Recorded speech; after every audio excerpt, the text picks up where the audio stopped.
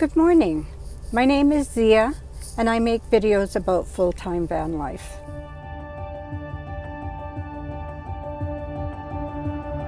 Are we heading out? Are we heading out? Okay, let's go.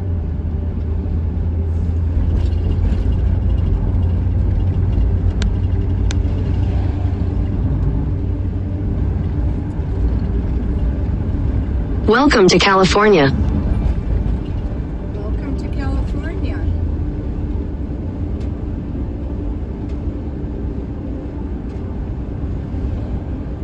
We're by Arizona.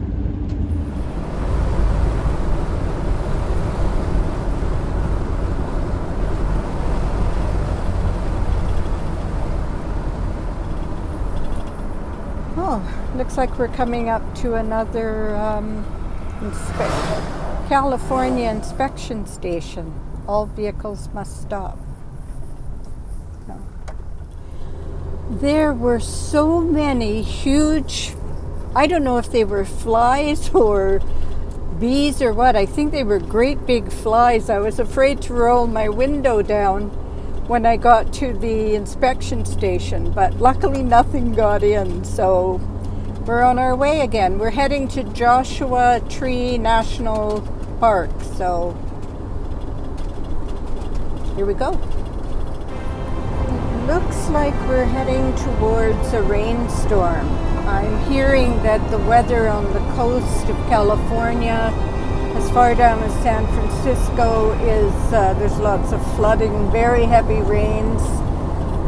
And I can see the rain coming out of the clouds up ahead, so I guess there'll be flash floods in this area too. I'm not sure what that big white patch is on the right-hand side. Looks like salt. This can't be the salt flats, can it? Where they do speed trials and things sometimes.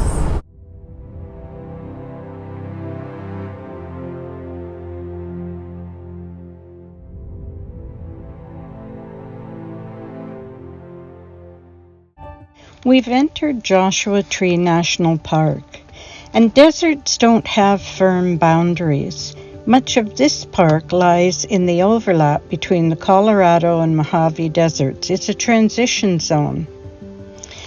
And what that means is there's a wealth of biological diversity, and it's home to species characteristic of each desert ecosystem, from bighorn sheep to chuckwalla to cactus wren, to greater roadrunners, quail, desert tortoise, and desert iguana. The eastern half of the park is less than 3,000 feet above sea level and lies within the Colorado Desert. The habitat of the lower Colorado River Valley is part of the much larger Sonoran Desert, which spans southern Arizona and northwestern Mexico. The western half of the park, at elevations over 3,000 feet, is Mojave Desert habitat. The wild arm Joshua tree is truly a sign you are in the Mojave Desert. It's not actually a tree, but a yucca species, and like other desert plants, its waxy, spiny leaves expose little surface area, efficiently conserving moisture. Joshua trees can grow over 40 feet at a leisurely rate of about 1 inch per year, and clusters of cream-colored flowers bloom February through April. This is Bell Campground.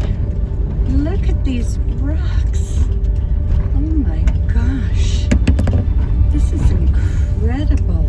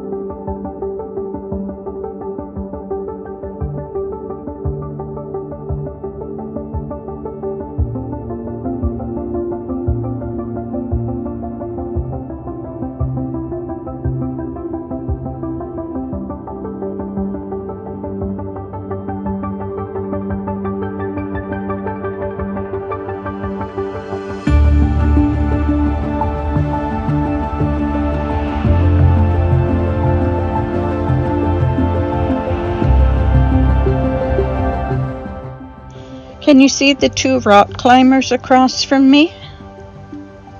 While I was sitting here, I wondered where these unusual rock formations came from. I'd never seen anything like it, and apparently they were the result of volcanic activity. Magma, and in this particular case a molten form of rock called Monzo granite, rose from deep within the earth. It intruded the overlying rock, the Pinto Gneiss Formation, and as the granite cooled and crystallized, it formed these horizontal and vertical cracks. For thousands of years, Native Americans stewarded this land. In the 1930s, American activist Minerva Hoyt persuaded President Franklin Roosevelt to proclaim Joshua Tree National Monument.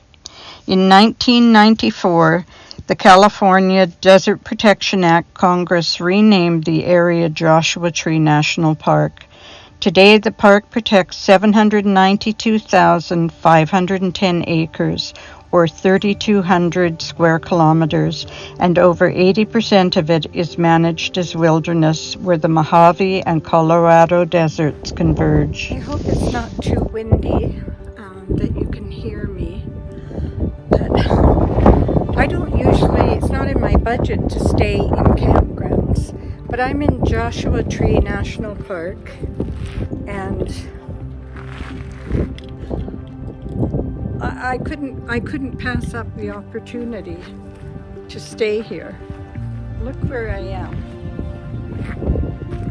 So I have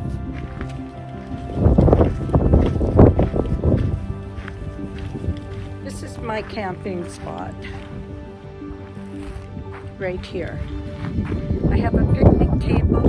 There's a little fire pit thing there. It's just, it's unbelievable. It's like being on another planet. It really is. It's amazing. Let me turn you around.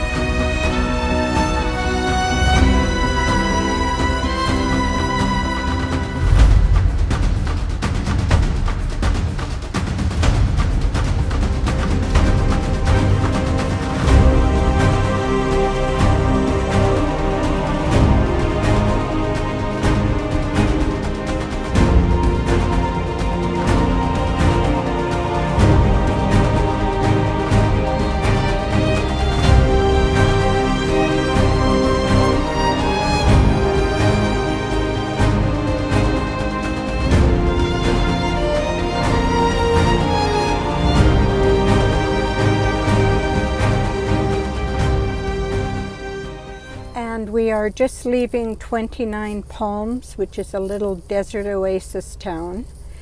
Even has a Starbucks here, even though it's only a little place. And we were overnight in Joshua Tree National Park, and oh my God, what a magical place that is. I felt like I was on another planet, or sometimes like I was in a Dr. Seuss book. Vegetation like I've never seen before, rock formations that I've never seen before, sunset, sunrise. It was just beautiful. And it's not usually in my budget to stay in RV parks or camps, but I couldn't resist. We'd been driving for about 2.5 hours by the time we got there yesterday, and I'm trying to restrict my driving time to no more than 3 hours. It was only $15 US, and I just had to spend some time there. It was surprising to me because it is in the desert. It is a desert, but it's at about 3,000 feet above sea level. So the wind that was blowing was really cold. And during the night, the wind picked up, and Luna was rocking back and forth a little bit. But and there was even a little bit of rain this morning. The clouds rolled in. There was a bit of rain. But I know that even though you're probably going to love some of the video footage that I have, you, if you have the chance, have to go and experience it for yourself. It truly was a magical experience. I'm so glad I went. Because it is a national park, you do have to pay an entrance fee. That was $30 US. And again, you know, that's not the sort of thing that I usually do, but I really didn't want to miss out on it because my plans have changed quite dramatically from what I thought this trip was going to be. At this point, I thought I would be traveling further east from Quartzsite, Arizona. I had wanted to go to White Sands National Park. I had wanted to go back up to Santa Fe. I'd wanted to go to Sedona. But Luna is still acting up. She's still having hot flashes. She's only 30, but she's going into early menopause, I guess. So yeah, I got stuck. I went to get a coffee at McDonald's the other morning, and I was stuck in their parking lot for 3 hours because I forgot and turned the engine off. So because I'm having ongoing issues, I've decided that it's best not to go any further away from home. I'm back in California now, and I'm gradually making my way back to the West Coast, and then I'm going to take my time going up the Pacific Coast Highway, the old highway, instead of the I-5. So I hope that's not too disappointing to some of you. It's disappointing for me, but I'm really looking forward to seeing the ocean and a lot more green again. The desert has its own kind of magic, and I sure am going to miss my WRTR women friends that I met the first day at the event. And that was January 11th, and now today is February 1st, and I've been with them almost every single day since then. So we've really formed a bond. It was quite an emotional goodbye. There were lots of hugs and I love yous, and I was a bit teary. But we're all going to stay in touch as we disperse to various parts of the continent. And I do hope to see them again. So it's early in the morning. We're heading towards San Bernardino now. Bye-bye Joshua Tree. I'm sure you noticed that there were some still images, still photos, as well as video that you were watching. But there were so many amazing little vignettes that I came across that I just wanted to include them so you could see as much of what I saw as possible. I think it was one of the highlights of my trip. It really was. So that's it for this week's video. And I just want to say, well, I think you can see the top of Charlie's head. There you go. Now, there, you can be part of the video too. So as I always say, wherever you are in this truly amazing world of ours, as I'm finding out more and more, wherever you are, I hope you're having an absolutely wonderful day. Thank you to all the new subscribers since I started on this little road trip. You're so very appreciated. Please give me a thumbs up if you like the video, and if you haven't subscribed yet, please do. Only about 17% of the people watching my channel are subscribed, and it just would make such a huge difference to my channel and for the possibilities for me to carry on with these videos, and also for more people to be able to see them and come along on our little adventures or come along for our chats. Please like, subscribe, comment. Let me know if you've been to Joshua Tree and what you thought of it, and if you stayed in Bell Camp, which I thought was the most magical spot, at least the most magical that I came across. So have a wonderful day. I love you all, and I will see you again next Sunday. Bye-bye for now.